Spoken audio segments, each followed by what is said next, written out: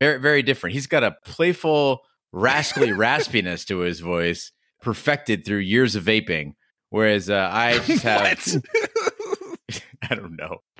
Remember when we first met John McClane? Argyle picked him up from the plane and took him down the Nakatomi Tower at the Christmas party.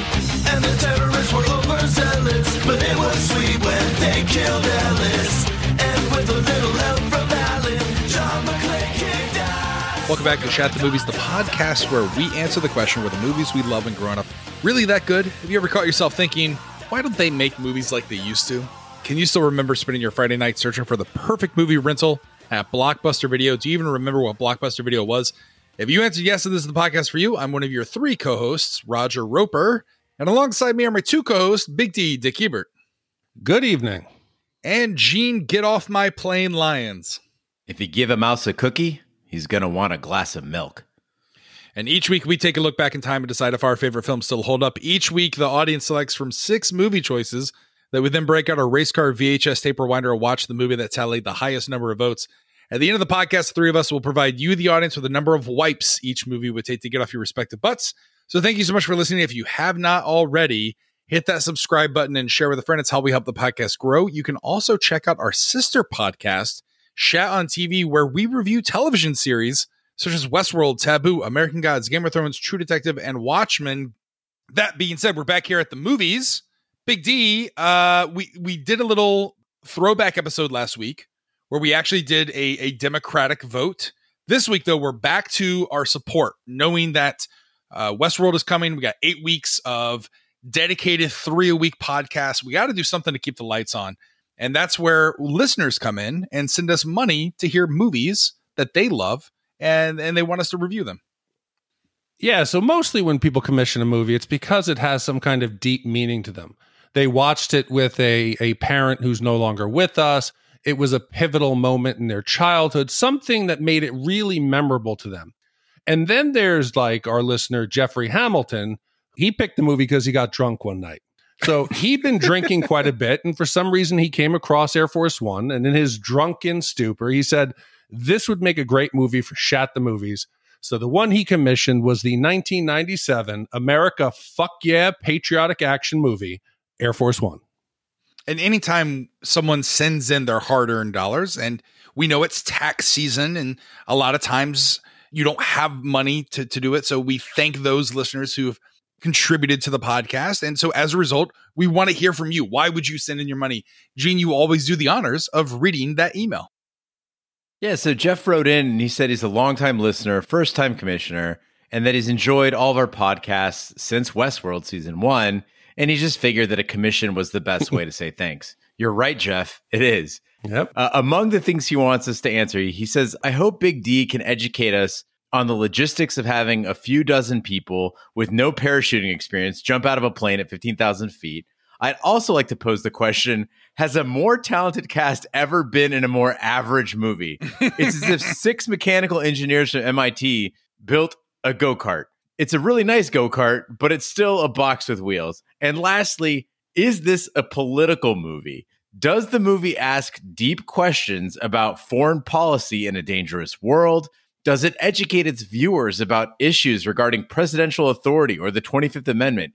Is it trying to say something about women in politics with the Glenn Close rule? Or is it just an action movie that takes place on a fancy plane? That's all. Thanks again for the great content. That comes from Jeff. Well, Air Force One is a 1997 American political action thriller film directed and co-produced by Wolfgang Peterson and stars Harrison Ford, Gary Oldman, Glenn Close, Xander Berkeley, William H. Macy, Dean Stockwell, and Paul Guilfoyle. It's about a group of terrorists who hijack Air Force One and the U.S. president's attempt to rescue everyone on board by retaking his plane. This was a box office success with generally positive critical reviews, and it was one of the most popular action films of the 1990s.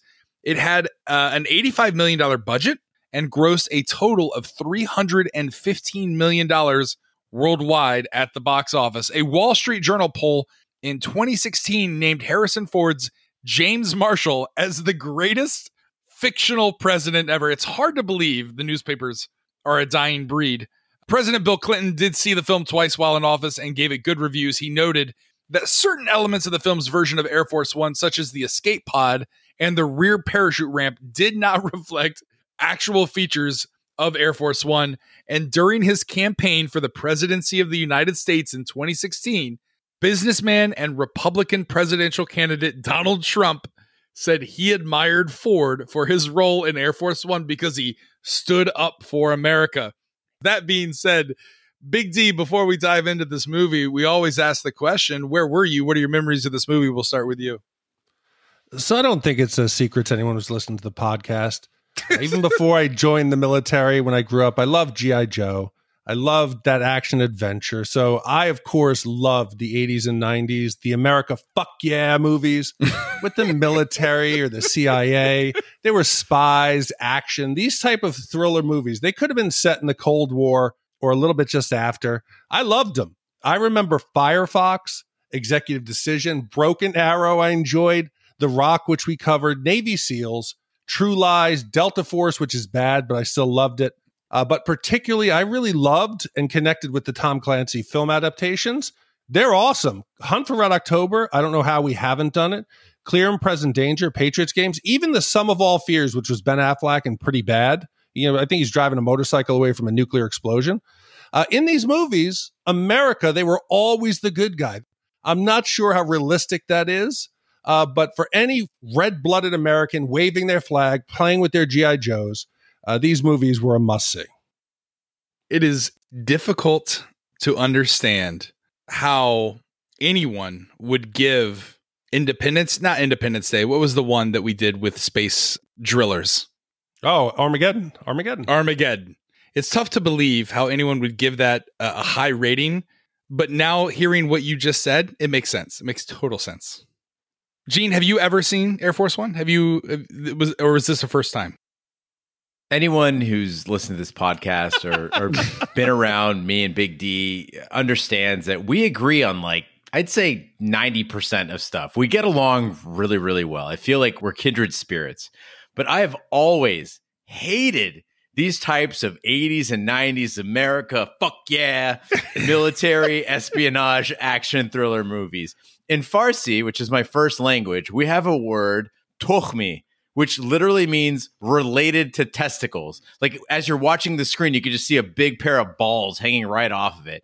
And that's how I feel about this entire genre of movies. It's all just macho bullshit with these unbelievable spectacles of American superiority. Like, if you wonder why the rest of the world hates us, this is the movie. This is why the rest of the world hates us. And as you may have guessed from that entire explanation, I have never seen Air Force One. Whoa, I didn't know that. Wow, that's a first time for you. Well, I did love these type of movies, but not like the America fuck yeah. I just really loved Harrison Ford. Like, I'm a huge Harrison Ford stan. And growing up, and even maybe to this day, I'll pretty much watch everything that he does, including that dud Hollywood Homicide. Did you ever watch that with Josh Hartnett? It was horrible. It was disgusting. But people don't realize that in the 80s and 90s, Ford was where it was at.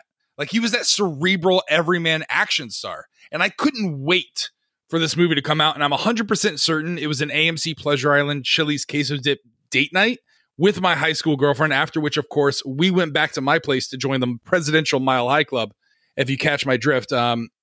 So yeah, it was a good night. To anyone listening who's writing us reviews on Apple Podcasts, wherever else you write your reviews, please note that was Roger Roper's voice. If we get another letter saying Gene tells too many tales of his sexual exploits, I'd like to point out it's Roger Roper. I know apparently all of us white guys sound the same, but very, very different. He's got a playful, rascally raspiness to his voice that's been perfected through years of vaping. Whereas I just have, I don't know. Apparently I just have some sort of a chauvinistic baseness to my, I was told, by the way, this week on Instagram, that my Instagram posts do not match my brand. So yeah, I don't know what the fuck that even means. I don't know what that means either. Well, with that being said, Big D, play the trailer. Tonight I come to you with a pledge to change America's policy. Atrocity and terror are not political weapons, and to those who would use them, your day is over. In a speech tonight in Moscow, the president issued a direct challenge to terrorist nations But the around question the world. remains, what are the risks involved in such a bold policy initiative? They hated your speech, didn't they? We're afraid we won't have the guts to back it up.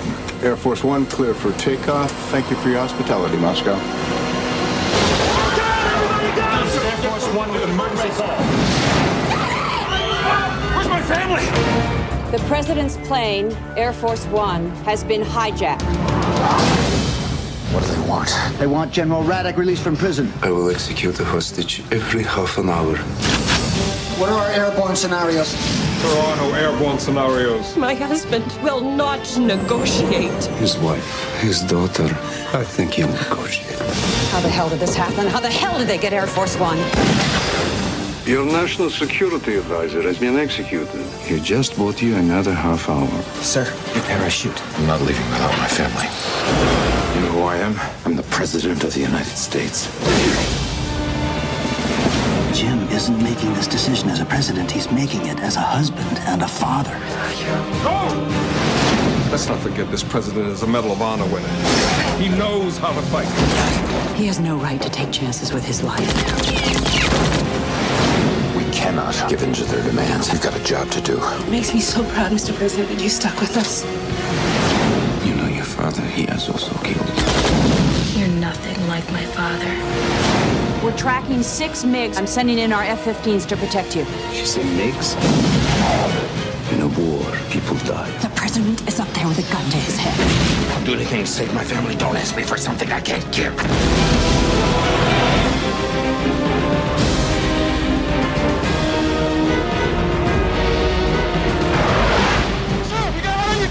You could finish this with one phone call. No. Air Force One, break clear. A Special Forces operation captures General Alexander Radek, the dictator of Kazakhstan. 3 weeks later, U.S. President James Marshall praises the capture and insists the U.S. will no longer negotiate with terrorists. Marshall and his entourage, including his wife Grace and 12-year-old daughter Alice, prepare to return to the U.S. on Air Force One. Radek loyalists, led by Igor Korshunov, sneak aboard the plane disguised as journalists, and secret agent Gibbs, who is a mole, enables the loyalists to storm the plane and kill several people on board. So despite what I said in the top of the hour, I was excited when this movie opened up. Yeah. There's this deadly raid. There's these stealthy special forces guys. And I'm like, cool, pop, pop, pop, dead guys. Like, it's nighttime, raid, exciting. And I was looking forward to 2 more hours of that. I was like, maybe I misjudged this movie. This is going to be rad. And instead, we got a 1-minute action sequence followed by like 20 or 30 minutes of people half-heartedly whispering. Everybody was whispering for some reason, and they're just trying to like fake these relationships. And I'm like, guys, this isn't a drama. We know that. Give us more action. Like, I can appreciate a dumb movie like we demonstrated with like Conan the Barbarian. It doesn't have to be highly intelligent. Just make it fun. And I found myself just really wishing that they would have kept up the pace they established at the beginning. There are times on this podcast where, especially when it comes to our commissions, and God bless our listeners for sending in money, but there are times where I'm just disappointed. Well, that was not the case with Air Force One. Like, I was super excited. I was like, finally, a movie that I can rally around and get super pumped up about America. You know, we're having presidential elections here, and there's no one better than Harrison Ford. And the opening sequence, even before the raid, you have Jerry Goldsmith's tune coming over where it's very patriotic, almost like Band of Brotherish, or The Pacific, or Saving Private Ryan. And you're just like, man, my patriotic juices are flowing. I want to go put on my tricorn hat and my wig and, you know, watch this movie cosplaying as George Washington. But then, you know, the movie starts and I'm like, ugh. Like, I don't remember this. Like, there's literally people flying on parachutes, shooting people. That's got to be tough. Like, Big D, you were airborne. Yes. You were trained to jump out of planes. Is this something that you would do? Like, do you have to go to special school to teach you how to shoot and float down at the same time? No, well, I was not Halo certified. Oh, but okay. What these guys are doing, what's comical to me, is the parachutes were white. So they really stood out against that dark night sky. But they're using what looks like a laser pointer, like you'd be playing with your cat. I can only imagine them swaying under the canopy, trying to control it. The red dot would be going all over the roof. The other guys would be like, what is that red dot? when a team leader or somebody is trying to mark a target, I don't remember what it was, it's years ago, but it's in the UV spectrum. So you can't see it. But if you're wearing NVGs, night vision goggles, you can see it. So your team can see where you want to fire. They wouldn't be playing with a cat pointer. But whatever, man. It's the movies. And that's what I expect coming into this, that it's going to be balls to the wall, unrealistic action. And it kind of ended at this point.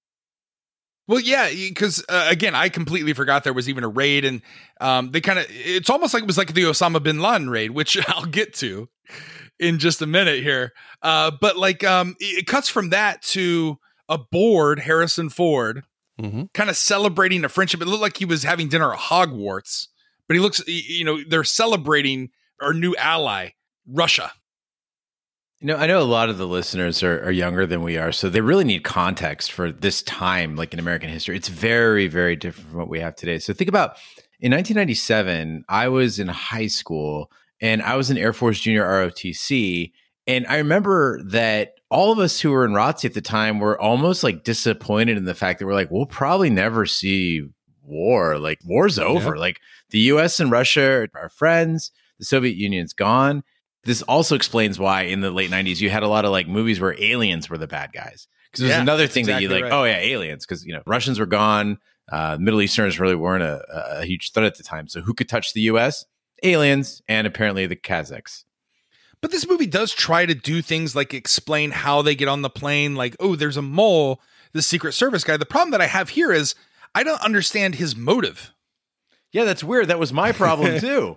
So as I'm watching this movie, Gibbs is the guy who kind of opens the door for all these guys to get in, get their weapons, all that stuff. And as I'm watching it, I'm like, look, this is a responsible film. It's a big budget film. It's got a bunch of stars in it. Of course, they're going to explain at some point why Secret Service agent Gibbs turned on the president.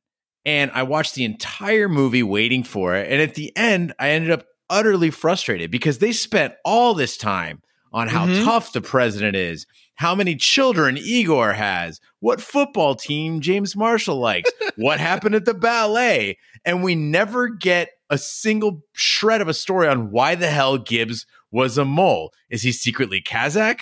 Was he blackmailed? Is it about money? Like, give me any reason a guy who qualified and was screened for the Secret Service. And not only that, but clearly on screen, you see has the president's trust. Why the hell is he working for terrorists? But a better question is, right, the terrorists know that he's the mole because they give each other looks occasionally. There's multiple times where Gibbs could have turned the tide. Gibbs has the president alone somewhere with a weapon. All he would have had to do was call the terrorists, hey, I've got him. Yet he plays in the background and doesn't reveal his identity until the end. If you're invested, right when you have the president alone, reveal who you are, step back, the movie's over. Oddly enough, they do explain that because at the end, when they've got the zip line connected, his intent is to stay in the White House and continue his moliness with the next president. Okay. So he didn't want to blow his cover. Well, President Marshall seemingly flies in an escape pod, but Air Force One pilots Colonel Axelrod and Lieutenant Colonel Ingram attempt an emergency landing at Ramstein Air Base in Germany, but Igor and his right-hand man, a trained pilot named Andrei Kolzak, breach the cockpit and kill the pilots, diverting the plane toward Kazakhstan. Several F-15s escort Air Force One as it is piloted back to Roddick Loyal Airspace. So nothing upsets me more in movies like this when terrorists don't follow through with their threats. Don't say you're going to do something and don't do it because everybody knows you're full of shit. So when Igor shoots the second pilot, I'm like, oh, fuck yeah, we're on. He means business. Nobody's getting out of this. But then the plane is landing. He realizes the gig's up. We're going to get caught. So the movie all of a sudden just turns into something I did not expect. It turns into Fast and Furious. The plane goes off-roading. It does it goes 45 degrees. The edge of the wing almost hits the ground. It scrapes through the grass, somehow stabilizes. It actually cuts a large tree. It trims the treetop off, doesn't damage the plane. And then they're heading directly towards the giant Lockheed C-5 Galaxy military transport, one of the largest planes on the planet. They somehow managed to regain speed. even though the flaps are in the wrong position, and just miss it. At that point, I said, I don't think this movie is going to be as realistic as I remember. Well, fuck that. It's like Die Hard on a plane, right? Like they're shooting indiscriminately while up in the air. They even at one point, one of the terrorists, as they're attacking the plane occupants, they shoot above to get people to I guess, go down. You would think that it would pierce one of the windows and they would lose air pressure. God, I hate that I'm going to defend this movie, but guys, okay, so Raj, for one, they established that this plane can withstand a nuclear blast. Of course, guns going off inside of it are just fine. And Big D, as far as, that rapid liftoff of Air Force One, you missed the fact that Kolchak was pulling up on that yoke really, really hard. He was sweating. He was making like a weird O face. And he powered Air Force One through those impossible maneuvers by sheer will. He was really red-faced too the entire time. Listen, you can tell me that the movie explains indiscriminate gunshots and defense from bullets, but can you explain the fact that Gary Oldman's accent changes at least 4 or 5 times throughout the entire movie? Oh, I respected it. I liked it. I thought Gary Oldman was giving it his best. I didn't even pay attention too much to the accent. I just was like, damn, Gary Oldman's young. He looks pretty good. Mm-hmm. He wasn't just cashing a paycheck. He was really trying. He was definitely going for it. But at first it was like, is he a German nationalist? Is he Russian? Oh, he's Kazakh? This makes no sense whatsoever. I mean, listen, once you've been Dracula, you never go back. He's just like, it just keeps creeping in there. Yeah. So when they say that it can survive a nuclear blast, they don't mean getting fucking hit by a nuclear weapon. It's the shockwave and the EMP. It's hardened against the electromagnetic pulse. Yes, gunfire shouldn't damage it. I think that's from the outside of the plane, from the exterior. I imagine that inside there's vital, like maybe hydraulic lines that run through the interior of the plane that don't react to bullets too well. What is the plane, like a delicious baguette? It's got a crusty exterior and it's just all squishy inside. It does. It does. That's the scary thing about flying in the military is you're missing all that beautiful interior trimmings. Mm-hmm. So you're sitting there, and I've sat in a C-130 and in a Chinook, and you're like, holy shit. There's nothing between us and the outside but a tiny sheet of aluminum. There's like 8 hydraulic lines, a couple bundles of wires. You're like, we're going to fucking die. But the focal point of trying to get the president off the plane in this movie and Escape from New York is this escape pod. And everybody seems to remember it. People seem to think it's a real thing, but the official word from the Air Force is it does not exist. This is purely Hollywood. They said there would be no way to have it work. It wouldn't be reliable. We would have to test it. It doesn't make sense. It's better to have them try to land the plane and stay in, strapped into your seat. Do you think they're just fucking lying? Are they trying to keep a secret that this pod does exist and they just don't want us to know? We could put a rover on Mars, a couple rovers on Mars that will last for, what was it, up there, 10 years? Yeah. One of them was running around. Are you telling me we can't put a pod? Do you think it's in there? No, I don't think there's a pod. Absolutely not. No. I mean, think about the physics of this, right? So is it safer to put a guy all by himself in a little metal case with a parachute hanging off it and shoot him out of a plane, or is it more likely that there's probably a hardened area of the aircraft that can withstand a crash very effectively? So is there probably some sort of a shelter inside the aircraft? Probably. Like a presidential black shoot box? Out of there? Fuck no. Like a what? A presidential black box. Like who's I forget who the comedian is. It might be George Carlin or maybe it's Louis C.K. I'm going to get this totally wrong. Where he's like, why don't they just make the plane out of the black box? Like if that's they just make the entire thing out of it. That's the one that survives. But like, did you buy James Marshall as president and soldier? So Jeff asked the question in his letter of like what we thought about the president's actions and, the 25th Amendment and succession and all that stuff. And these deep thoughts you have when you're, 0.08 deep. The president's advisors at the beginning of this movie, after he makes his speech, they're sitting in the limousine. They're absolutely right. They're like, dude, you're committing us to stuff. We didn't say we were going to do this. You made it policy by saying it publicly. The vice president is right. And she's like, he should have gotten off the plane. All these people risk their lives to get him to the escape pod. And he decides to just stay on board. He's a fucking loose cannon. As the president of the United States, he has an obligation to the nation. And also, he is the singular objective of the hijacking. If they don't have him, they got jack shit. So he could do more to help his family and his country from the fucking White House. Get in the escape pod, get out of there. Now the terrorists have nothing. They got a bunch of random people. And yeah, if they decide to kill them, they're not achieving their objective. The heist is about him. He's the MacGuffin. Get out. Do you think James gets on that plane? Do you think President Marshall gets on that pod if his family, if his daughter and wife are not on the plane? Oh, 100%. Yeah. Okay. So you would get on the pod. If you were president and your family was not on the plane, would you get on the pod? Unfortunately, I think you take that position, you accept the responsibility. You know, when you enlist, you're doing things that you're fighting your human nature. You run into a situation that every instinct is telling you to run away from. So as a president, you accept it. It's part of the job. Okay. Now, Vanessa and Emma are on board. Do you get on the pod? If I'm the president, you have to. Really? Because, yes, you assume, like when I swear an oath as a member of the United States Armed Forces, I'm sacrificing my life. I'm saying I will lay my life on the line to defend the Constitution. And yes, you have to put your own personal feelings aside. You have to. Here's another way to look at it, right? Say the three of us are on a plane and it gets hijacked. And my family is on there too, right? But I'm the president of the United States, okay? And they kill Big D. Heaven forbid. I'm like, listen, if they killed Big D, I am really fucked. So I'm going to get in the escape pod, get out of there. Now I have the entire national arsenal at my bidding, and I have the power to negotiate from a safe space. They don't have me anymore. So now it's like, okay, what do you want? You want Radek free? Yeah, okay, cool. Land, let my family go. We'll release Radek. Done.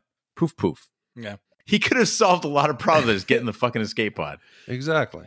Well, I got to admit something. I was recently in Daytona Beach, and I was flying back during the Daytona 500. Like I was trying to get out before Daytona 500. Well, our president here in the United States, President Donald Trump, was at the Daytona 500 where he decided to take a victory lap to start the Daytona 500. Daytona Beach International Airport is very small, but it was very cool to see Air Force One there. And I tried to look to see if there was a little escape hatch. There is not. I also saw Melania's private plane. She does not travel with the president. So it was like all right there. I was up close and personal. I got to see the motorcade and all that kind of stuff. But it got me thinking to myself, as I was watching this movie, what do you think Donald Trump would do in a situation like this? And we're in an election year. Would there be one of the nominees that are running on the Democratic side? Is there one that you could envision also participating in a situation like this? And if so, how would they react? Okay, so you asked me this earlier in the day, and I've done a little bit of thinking on it. So taking politics aside, I'm just going to base mine on their personality and their physical abilities. I think that Trump's fat ass would fall down those stairs, because you've seen him struggle with stairs. He kind of really takes his time in his little hands. He would fall down the stairs. And since he has no military training, he's really never done any manual labor. He could not fight anyone. He could not choke somebody out with those tiny baby hands. And he's never had experience with a weapon, so he wouldn't be able to shoot anyone. On the other hand, Bernie Sanders. I think Bernie Sanders would not shut the fuck up. That old man would sit every terrorist down and be like, well, why are you doing this? And he would continue yapping and yapping and yapping. He'd wear him down with diplomacy. To the point where Igor and the other guys, they'd shoot themselves in the head just to get him to shut the fuck up. See, now I'd argue that Trump would probably be the best in this situation because, first of all, this is what he would do. He'd get in the pod because he's supposed to. He would land and they'd be like, what do you want? You want that guy? Cool, have him. Are we done here? Like, I got shit to do. It'd be done. And then he'd go tweet about it. It'd be fine. There's no way Trump's fitting in that pod. There's no way. They're just a couple of Secret Service men just trying to push his fat ass in. But by the way, fat jokes aside, he's very tall. I didn't realize that until very recently. Yeah. He's a very big guy. He's 6'4". I had no idea. Well, Bernie Sanders is 6 feet tall. People think also Bernie had is no like idea. A short guy. Yeah, he's 6 feet tall. I think Bernie, the entire movie, maybe it's because I am a Bernie supporter as well, but it would be just so much fun to see Bernie as a badass. But then it got to me thinking, he'd probably more agree with the Gary Oldman character a little bit more, in terms of the beliefs. I think it is wrong what we did to your country. I think it is wrong that warlords and pimps and prostitutes are all over. We need to go down. We need to bring down the 1%. We need to come together and form a coalition and use our allies. We need to take this regime down like this plane. Let's take it down now, everybody. Let's take it. Why are you guys doing like yogurt from Spaceballs? What is going on here? It's what he sounds like. Because that's how Bernie sounds. That is not what he sounds like. The only nominee that the nominee that I think would be the biggest badass is Amy Klobuchar. That woman is no nonsense. She'd be throwing staplers, picking up binders, just kicking ass the entire way. She is a very mean person. She would go full Karen on the terrorists. So that would probably be the most dangerous one. Yeah, and before anybody writes in and says that Mayor Pete has military experience, like, come on. He was an intelligence officer, yeah. He drove officers around. Come on. Listen, Pete fans, he's on record as saying he was the Uber of the military. Anyway, unknown to the hijackers, Marshall has remained hidden in the cargo hold. He kills some of Igor's accomplices and uses a satellite phone to make contact with his vice president. Igor executes National Security Advisor Jack Doherty and Deputy Press Secretary Melanie Mitchell, demanding General Radek's release. Marshall dumps some of the plane's fuel in an attempt to force a landing, and he captures one of Igor's accomplices and gains access to the hostages. Marshall tricks Igor into taking Air Force One to a lower altitude for the refueling, and Marshall escorts the hostages to the cargo hold where most parachute away. However, Igor discovers the deception and forces Air Force One away, causing the fuel to ignite, destroying the tanker. So at the very beginning of the takeover, the president, he's sneaking around and he manages to knock out the first hijacker. He uses the old turn up the TV volume and hide behind the chair trick. And I'm screaming to myself, kill him, fucking stab him, slit his throat, kill this guy. But no, he doesn't do that. Only to 30 seconds later, I'm proven right. The dude pops back up and he starts shooting at him. At this point, the whole plane is now alerted to that you're there. So I'm hoping, okay, he learned his lesson. You know, he narrowly escapes that. He goes downstairs. He's running around and hiding. But no, Jim didn't learn a lesson on this second time from his near fatal mistake. The next Russian that he gets, and he knocks him out right next to the cooler with all the drinks and the orange juice and all the perishables. Does he kill him? Nope. He leaves him unrestrained, knocked out on the floor. Guess what happens? A couple minutes later, he's popped up. He's back at him. There is no moral high ground in this situation. It is ridiculous. He's acting like he's fishing, like it's catch and release. Oh, look, this is a beautiful fish, and throw it back in. It doesn't work with terrorists. You get somebody down, you kill them, you finish them off.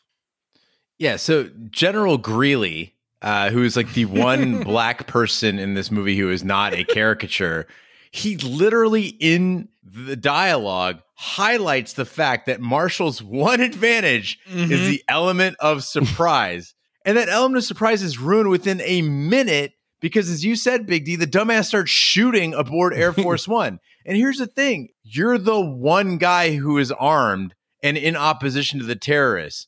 In the real world, if you're the terrorist and there's one guy with a gun, what is your number one priority on that plane? You find that guy. It's like they just give up. They're like, well, he's not in the bathroom. I guess we leave him alone. Why don't they sweep the plane? I'm screaming again. At this point, because, the president has a problem killing the terrorists, they're still the same number, basically, when he started with them. Why doesn't Igor say, okay, everybody listen, one person stay with the room that has everyone. The rest of us will go down the stairs and walk through the left and right column, and we're just going to flush them out. If a couple of us die, we're wearing vests. We know we're going to get them. But instead, they're like, hey, you go down alone. You stand up at the top. Okay, now you two go down. What are you doing? And it's not like he's doing a good job hiding. He's collecting butter knives. He's making phone calls. Like, he's not hiding behind a box somewhere. Well, there is some tension, though, in the movie because unlike other big budget action Harrison Ford, Gary Oldman mainstream movies, the hijackers are typically tame. You don't see them killing anyone. But in this one, they kind of subvert our expectations.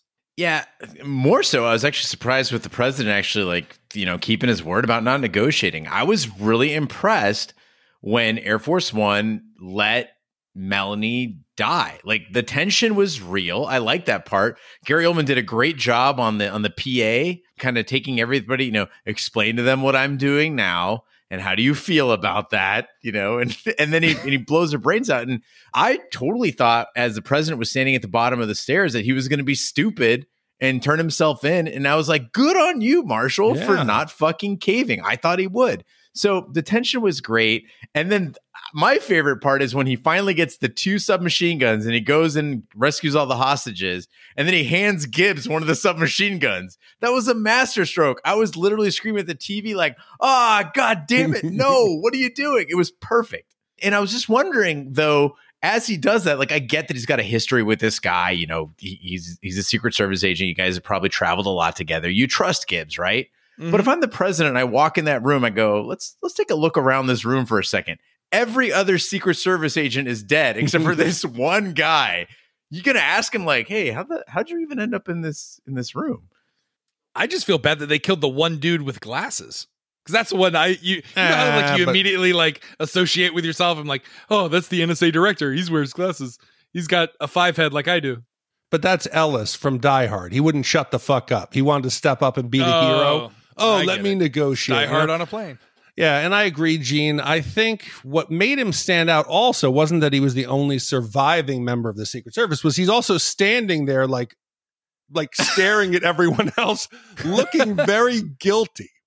I just want to point out to everyone listening at home, Big D actually just looked side to side suspiciously and expected that you would be able to hear that. Yes.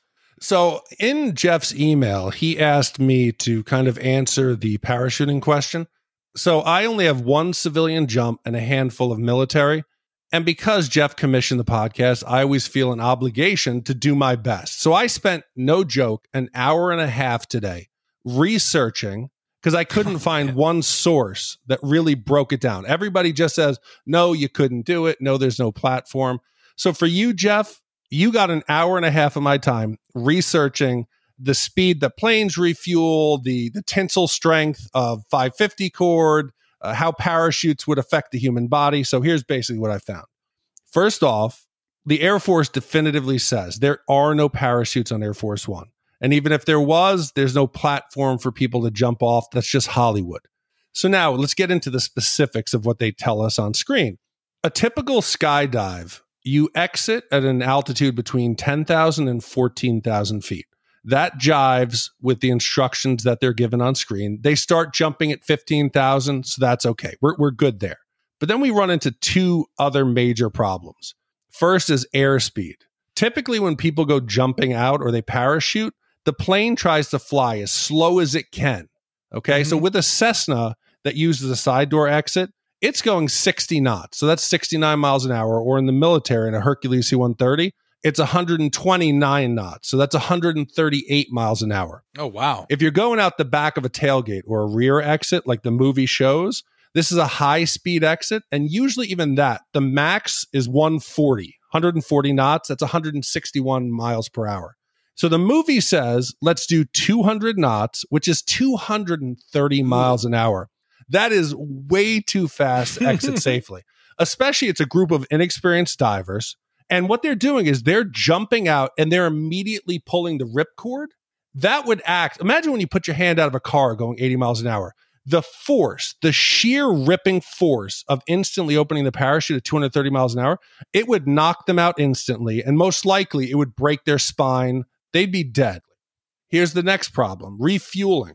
The military, when they're refueling jets, it's usually around 300 knots. That's 345 miles an hour. For the larger planes, it's going to be slower, but it's not going to be anywhere near even the 200 knots. So those 2 things simultaneously, it's too fast to jump, too slow to refuel, so it's not possible, right? And I'm just going to throw in there that you're jumping out the back into the path of oncoming fighters.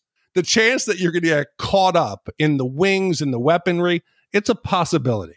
But here is the real problem, and I don't think the movie really addressed it. The most common American tanker is the KC-135. That holds up to 29,000 gallons of jet fuel. When the tanker explodes, it sprays thousands of gallons just raining down on fire. Plus, there's shards of metal. There's the main fuselage of the plane coming down. If someone did manage to make it out of the plane alive, didn't have a broken spine, I would bet that a majority of them would have had the canopy have some kind of fatal compromise, and they just would have plummeted to their death. But what do we see on screen? We see the secretary, the fact secretary, like, woo, smiling, like waving at the president. That wouldn't happen. Yeah, it was like the dream flying in the Explorers or like Mary Poppins. But Big D, I'm glad you brought up the KC-135 because I've had the pleasure of flying a few times with the Copperheads, which is the Air National Guard refueling wing that flies out of Phoenix. And first of all, aboard those KC-135s, like you said, it's just jump seats.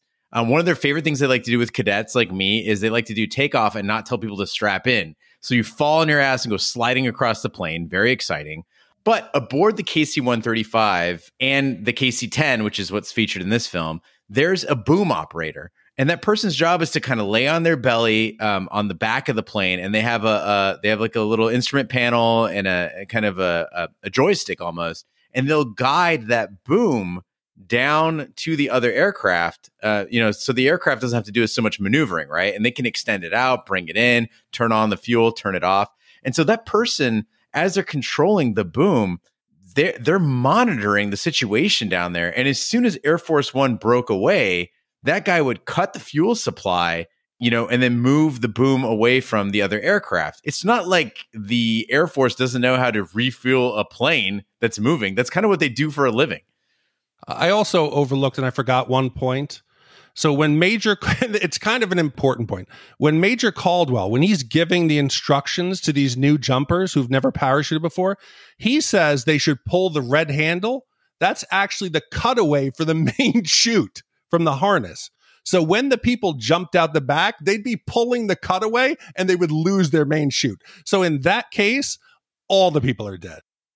Also, if we really want to get into it again, as a cadet, Major Caldwell had wings on his uniform that indicate that he's not only knows how to fly a plane, but he's a highly experienced pilot. So he should be doing loop-de-loos with the fucking Air Force One there.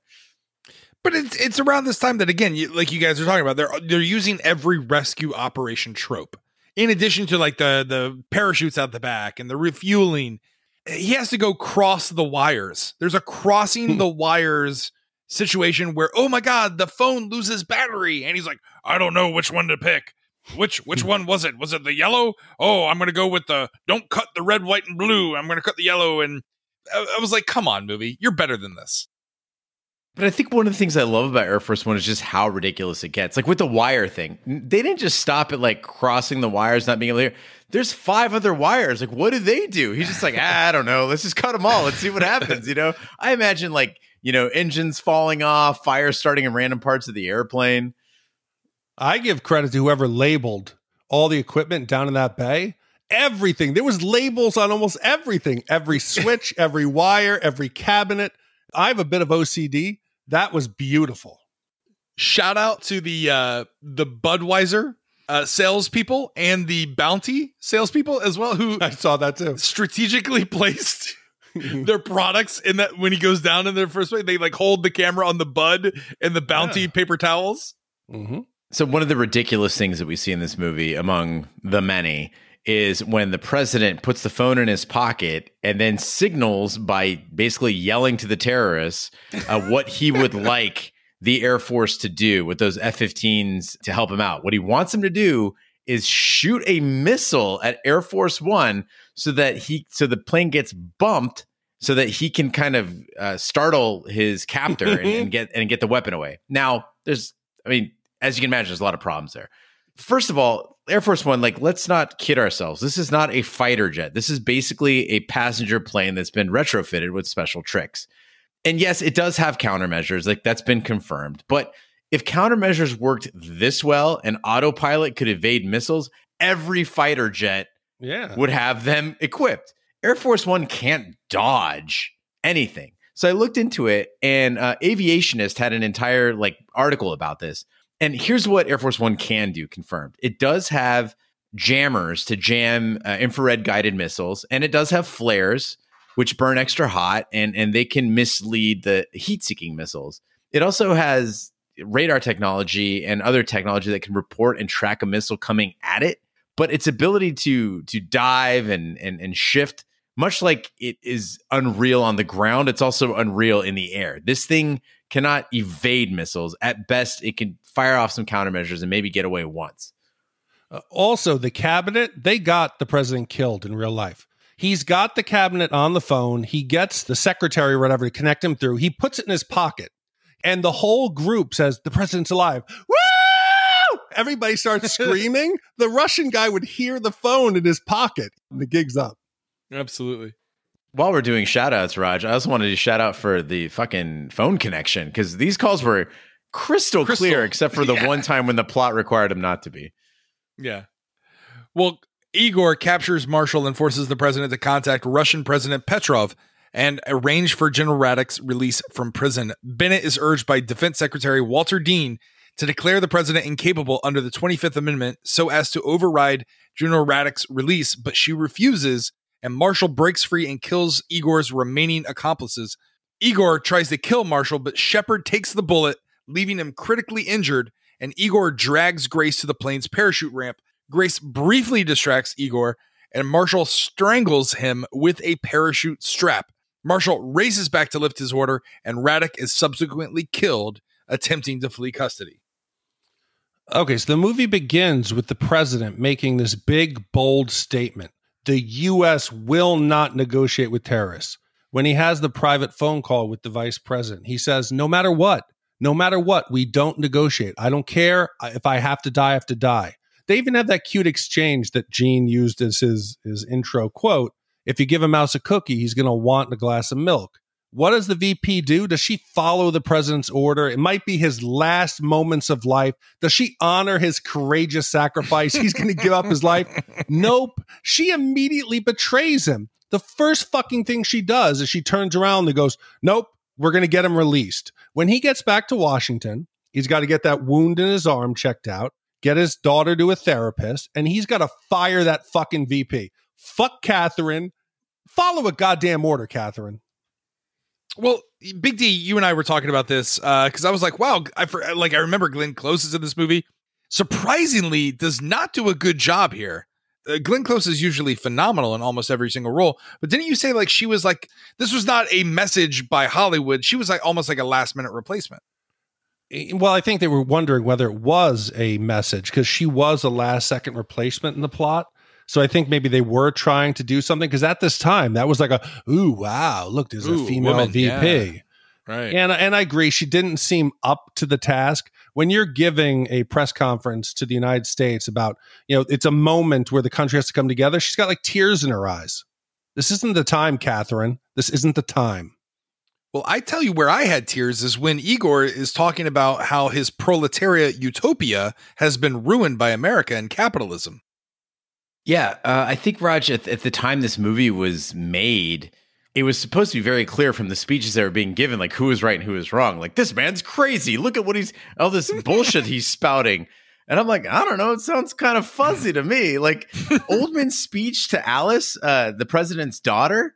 Like, I was like, this is a pretty good explanation of why terrorists do what they do. He says, every act that I did, every time that I had to go against my own morality was proof to me of how deep was my belief. And I was like, God damn, that's pretty poetic, actually. He's talking about his own children and how the American president is a killer too. He just does it, from the White House with a phone and laser guided missiles. And I was like, yeah, it's pretty true.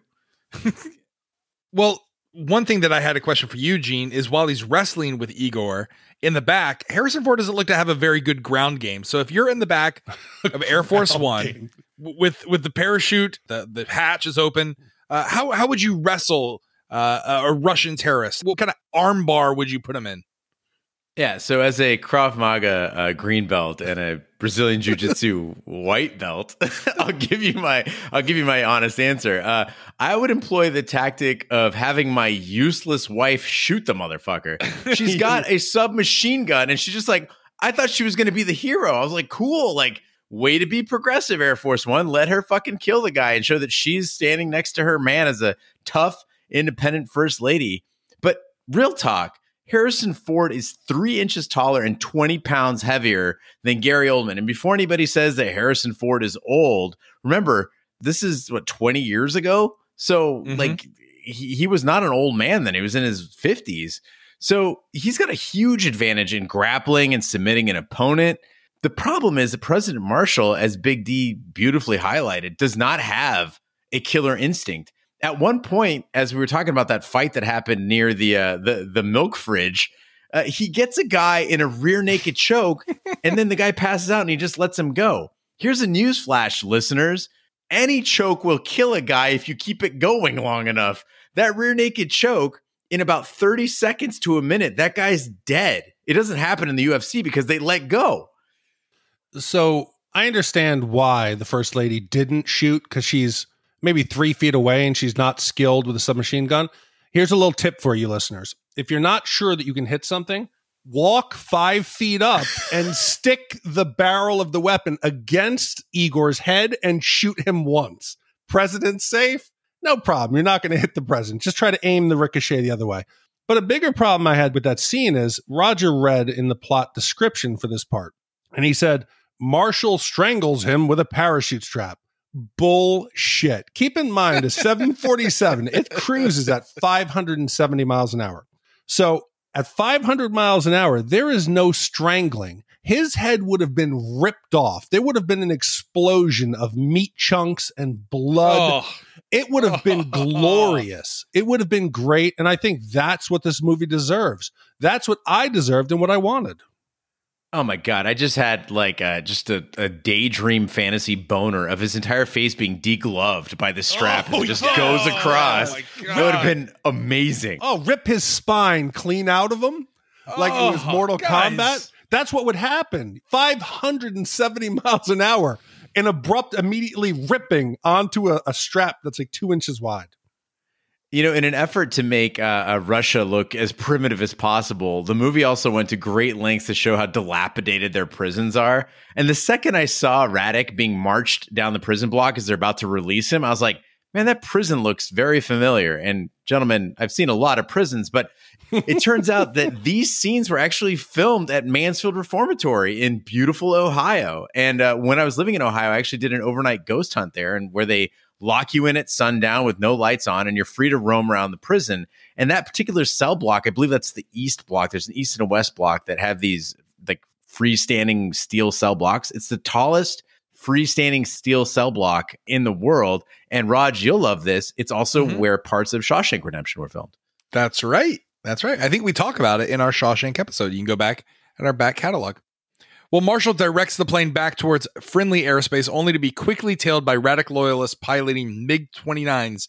The F-15s counterattack the MiGs, but Air Force One sustains heavy damage, and a standby Air Force rescue MC-130 is called to help, sending parajumpers on tether lines to help rescue the survivors.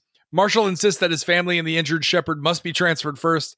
Gibbs reveals himself the mole who helped Igor and guns down the final parajumper and Major Caldwell.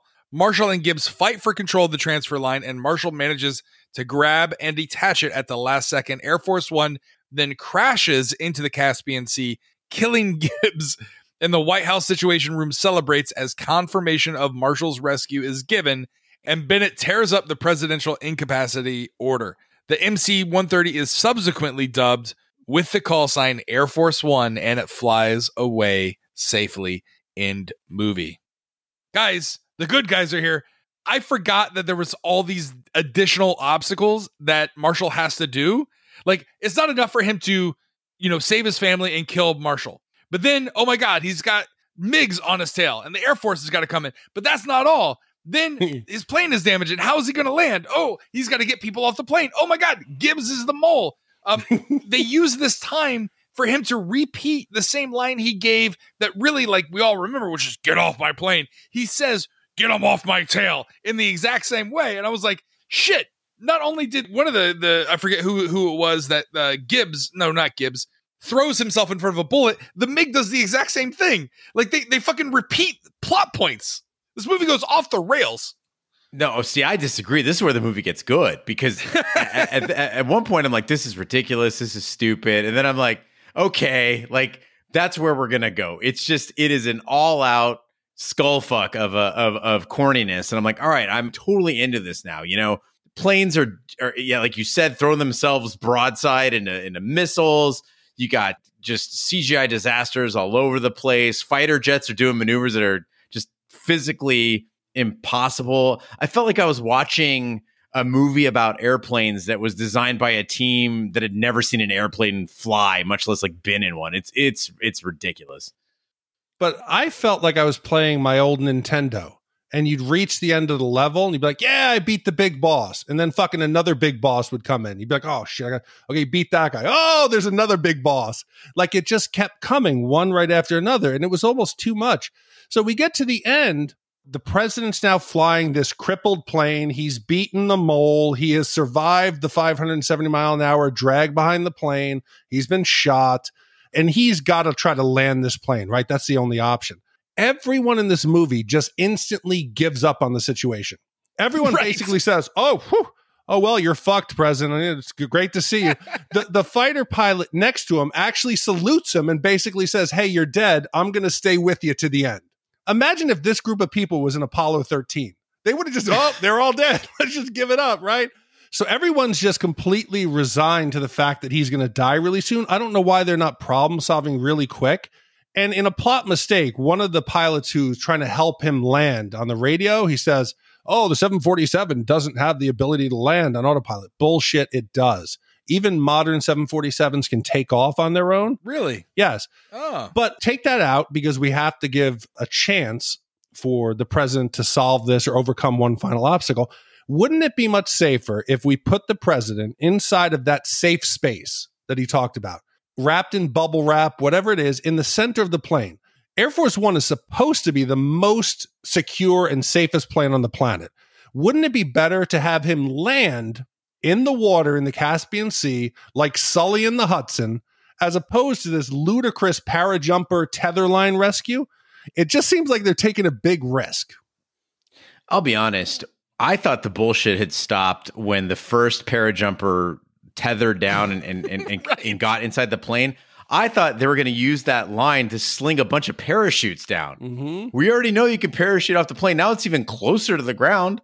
This seems like a pretty safe solution here, or maybe like some sort of rafts, or I don't know what the fuck they were planning. But never in my wildest dreams, even as a 5-year-old, would I say, "Oh, and then they zip line back to the other aircraft, which has now gone into quote unquote the receiving position." Yeah, didn't they see Cliffhanger? This didn't work when they were transporting the briefcases with the money.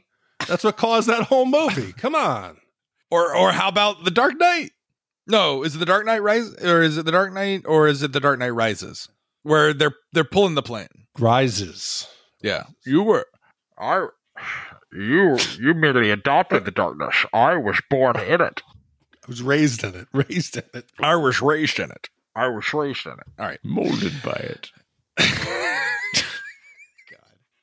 Now it's time for the podcast to break out our Shat meters, give you our wipe scores. If you've never listened to the podcast before, 0 wipes is a perfect movie. A 5 wipe score is a terrible movie. It's one that like gets on the back of your legs. You know, Big D, you had one of those the other day. You messaged me. You were like, it was not a good scene. I don't like how you wait to poop at work. You're a pooper at work. You're an office pooper. It eats up 15 minutes. Got it. We'll start with you then, Big D. How many wipes do you give Air Force One? So I think the movie, it's a fun premise, and I think some of the action sequences are decent.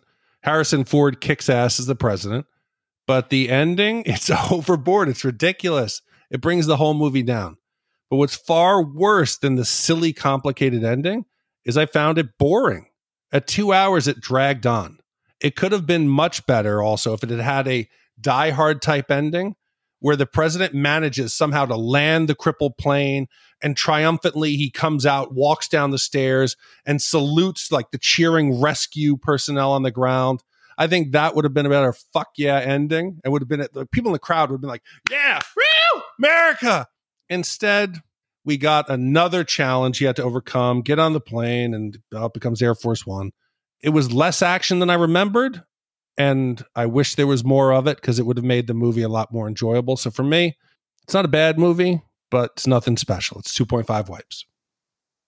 Yeah, you know, I'm not usually one to fall into conspiracies, but the events of this movie compare dangerously close to the events of 9/11. And I think this might have been a CIA-backed Hollywood psyop where they test Americans' acceptance of a president who would abandon diplomacy in return for unilaterally attacking nations that harbored terrorists. And if you think back to 9/11, our boy GW was just flying in the air on Air Force One while Cheney was on the ground doing all the legwork. So I got to believe that we have been duped. And this was just a little, let's see what the American populace responds to it.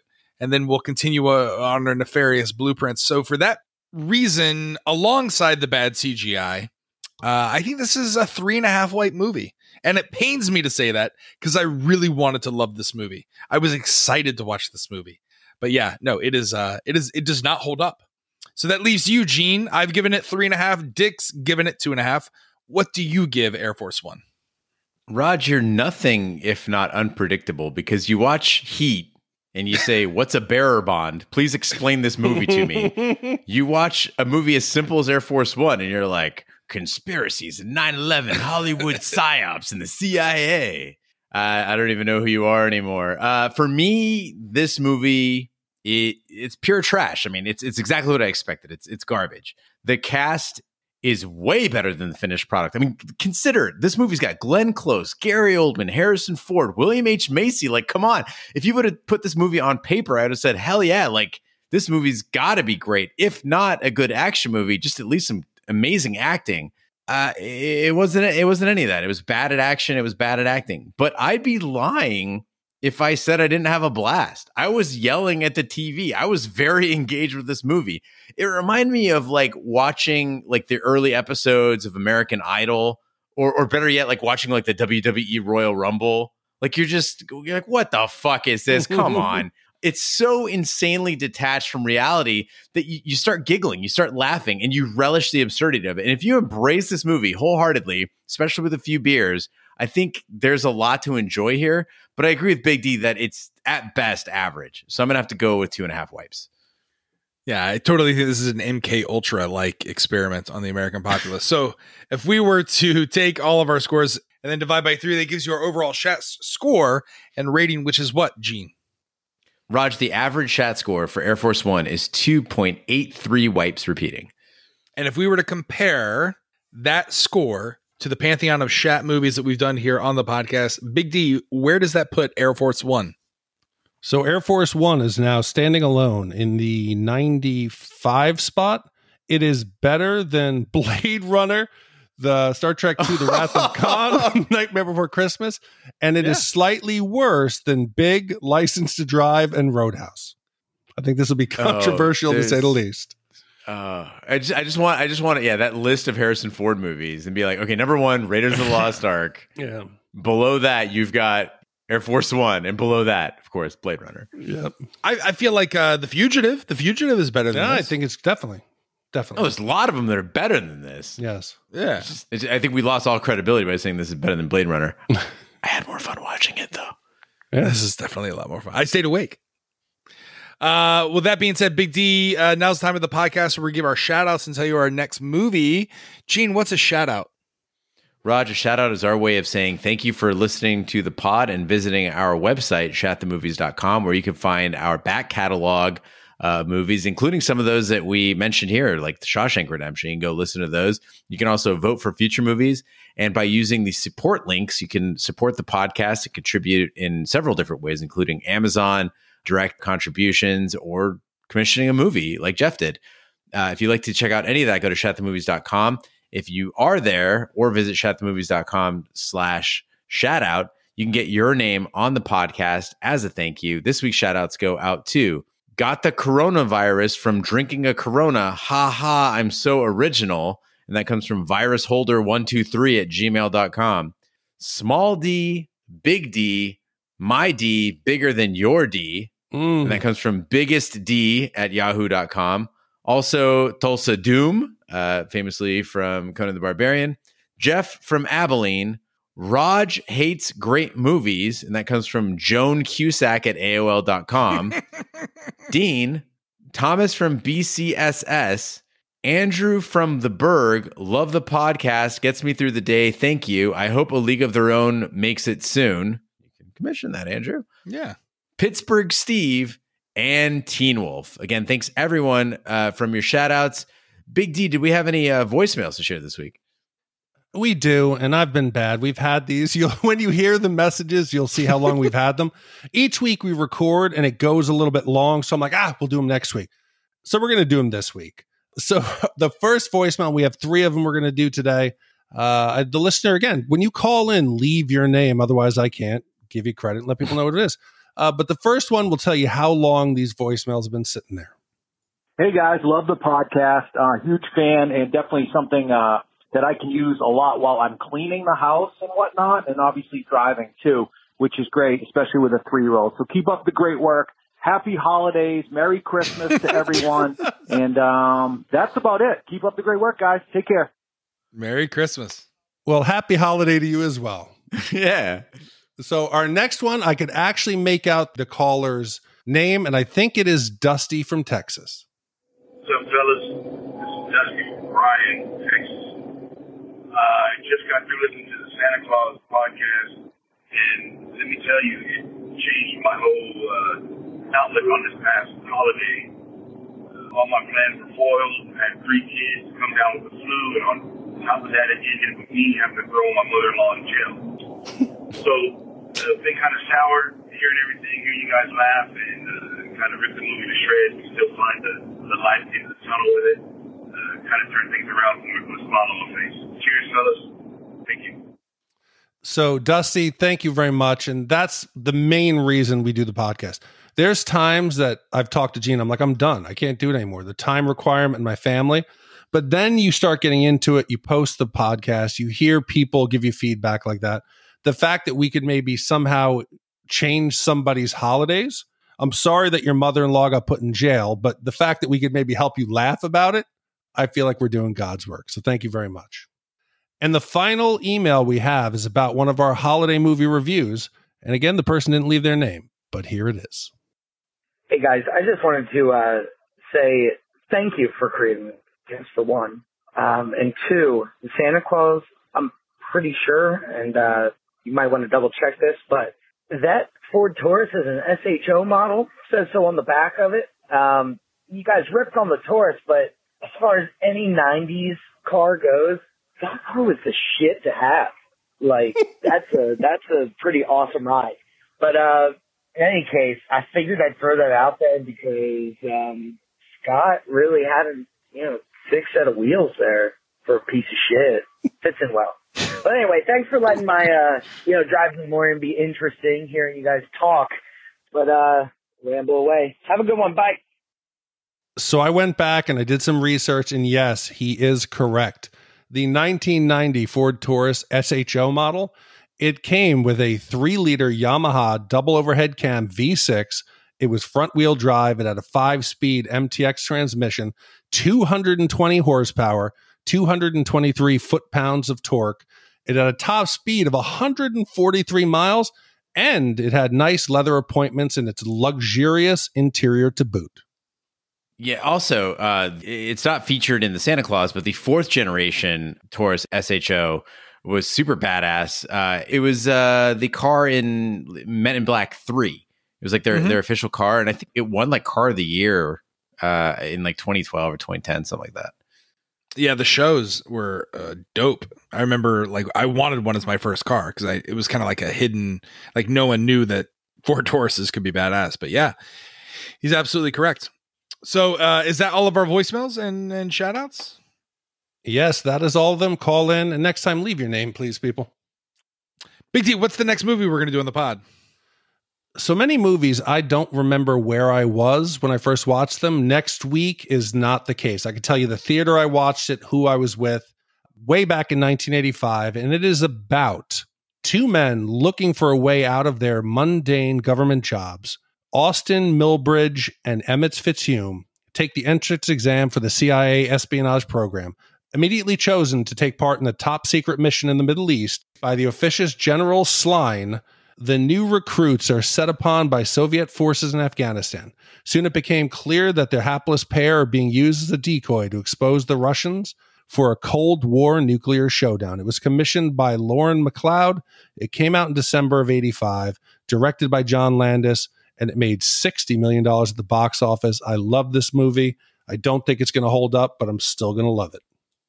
Don't they go through like a whole training exercise in the beginning? Yeah. Yeah. I'm super excited. The gravity drop. Right. All right. Get your heads down. Heads down. They start shooting the water above them. I'm excited for this. Well, thank you once again, Jeff, for commissioning Air Force One. Again, that concludes this week's episode of Shat the Movies. Be sure to follow us on social media and share with a friend. We're on Twitter, Snapchat, and Instagram. Just follow the handle at Shat the Movies. You can also find us on Facebook.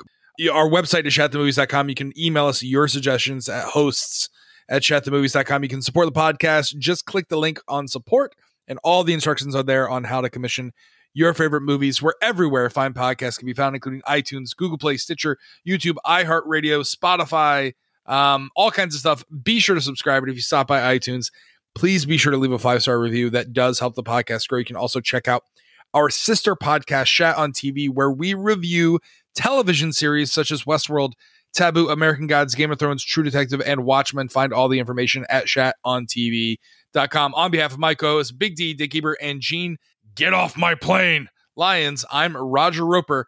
Be sure to join us next week for the following movie commission. Thank you so much for listening. Take care, good night, and good luck. This is Emmett Fitzhume. He's an information officer at State. Started there in 74. He's a mail boy. His father got him his job. This is Austin Milbarge.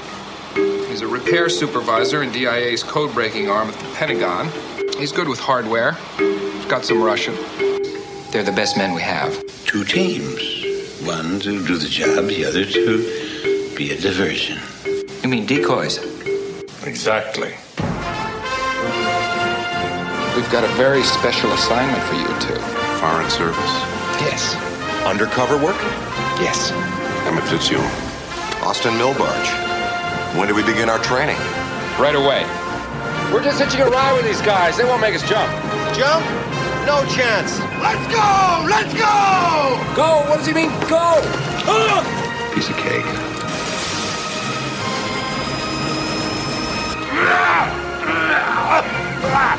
I believe we found our decoys. Pakistan? We're Americans! Cut the sucker.